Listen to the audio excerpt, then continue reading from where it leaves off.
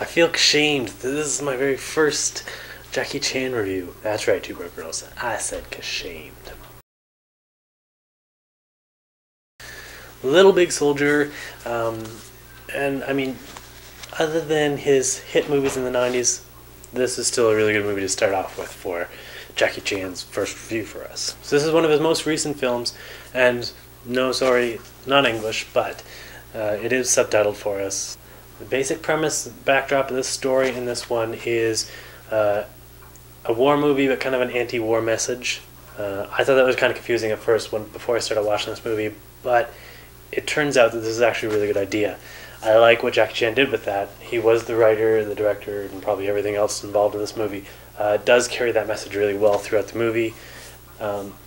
Yes, it's a comedy, but it still has a dramatic style to it that most of Jackie Chan's movies have been getting in this past few years. He's been developing his drama skills. That said, for those of you who are huge Jackie Chan fans, yes, he still puts comedic pieces in here, and you can still laugh. He still does stunts and all that stuff, so don't shy away from watching this movie because I just said there's drama in it. A little bit more touching on the story. The idea is basically China's history, so, and again, something that Jackie Chan's kind of been working on a little bit lately with some of his movies that he's been coming out with, kind of had that theme to it. And this becomes one of them, and the idea is basically how China united itself into one country or one empire. As far as Chinese history, I know pretty much nothing other than they made a Great Wall.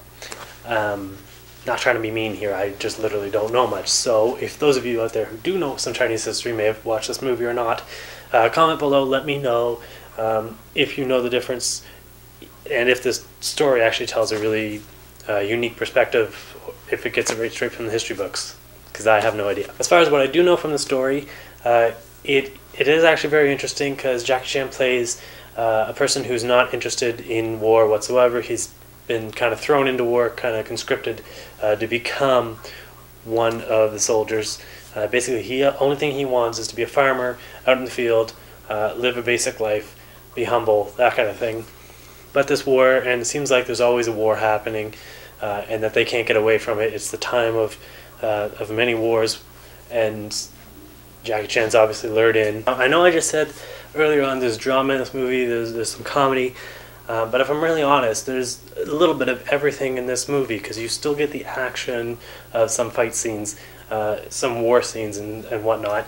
You get the drama, the story. That's basically the core of this movie, is that anti-war message that comes out. And the comedy from Jackie Chan, as we usually see, obviously is still in there.